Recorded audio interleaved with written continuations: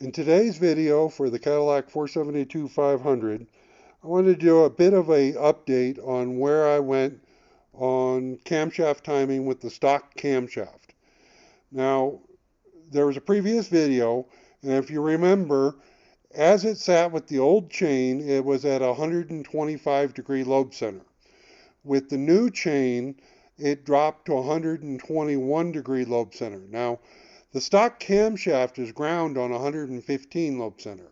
So that means it was still sitting in retarded. And I didn't want to do that.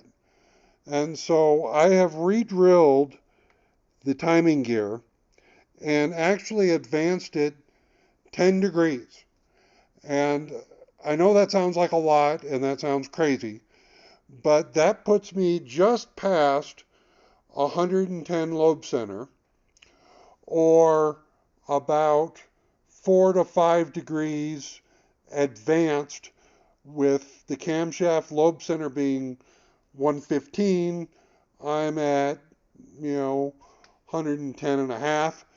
And so I'm like 4.5 degrees advanced. And my general thinking on this is that puts the stock cam in like if you bought an aftermarket cam. And there are cams you can buy that are small. I mean, remember, the stock Cadillac camshaft is only 200 degrees of duration. So there is no high-end power.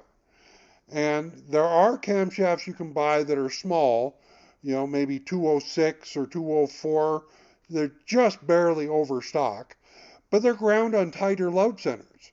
A lot of comp cams are on 110 lobe centers, sometimes even with advance built into it, and they can be small like the stock camshaft. So this actually takes that retard that's there for emissions out of the stock camshaft and puts it in more like a regular cam. Now, I know a lot of you can't do this. They can't precisely drill a gear so that it comes out correctly. But even if you were to just put it in with the advanced key, like I was talking about before in the video, you're going to be sitting in better. And I know a lot of you guys are not necessarily part of my 472-500 group or the 2.0 group, which is more race oriented, where I posted about this gear. And so I wanted to do a bit of a follow-up and show you what I've done. So there are guys that followed what I did with the cam and put it in the advanced key, and they've posted in the group.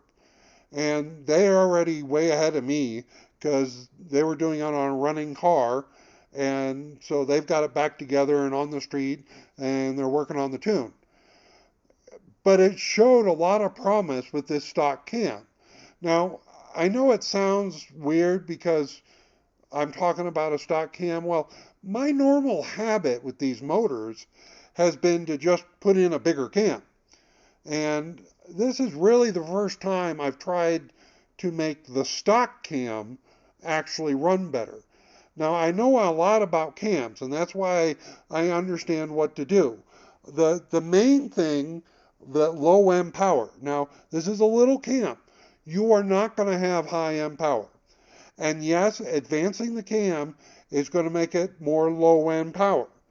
But even if the power is done at 4,000 RPM, we're talking about a stock cam and basically a stock motor in probably a Cadillac that's never going to see 5,000 RPM. So the real goal is to try and get as much low end as possible. And low end is, like I said in the previous video, is really about how much airflow you have at 75 degrees after top dead center. That's the point of peak piston speed. And that's where you ingest the air for low end power, because everything's moving slow. That's the time where it really fills at low RPM. Now, the closing point of a cam is high RPM because everything's moving faster. And so we're really maximizing low end. By advancing the cam like this, I am closing the intake sooner because we're not going to have high end power.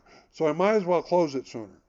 And I am getting more flow at that 74, 75 degree mark where you're at peak piston speed. Now in this case, with me sitting on 110 lobe center, I'm getting about 88% of the lift this cam offers at the 75 degree mark. So it's going to feel about as good as it's going to get. And I think this is about as far as I would ever advance a stock camshaft. This is pushing it even further than just using, the 4-degree advance key. But I want to push it and see how it runs. And I know enough about cams that I kind of know this is already going to run pretty well. Now, the interesting thing about the one that the guy already got running using the advance key and trying to get this retard kind of out of the cam, and his is more straight up, not really advanced. But he picked up lots of low end, which I expected. But the interesting thing is the cam picked up a little bit of attitude too. You can kind of hear it in the exhaust. The idle's not as smooth as a Cadillac is.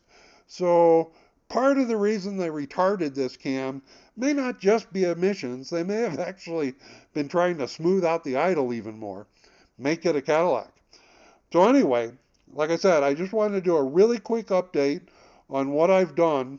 And like I said, I re-drilled the gear and basically advanced it 10 degrees from where the chain had put it, which is half a tooth. You can't just go a tooth. A tooth is 20 degrees. That's too much. Basically, I'm half a tooth. That's why I re-drilled it. And that puts me at 110 degree lobe center. And we're going to finish buttoning this thing up and see how it runs. And I expect it to have just gobs of low end power because that's what we're going for. And I think this little cam is sitting in as good as it's going to get. So anyway, that's my update. I hope everything goes well with your projects. Talk to you later.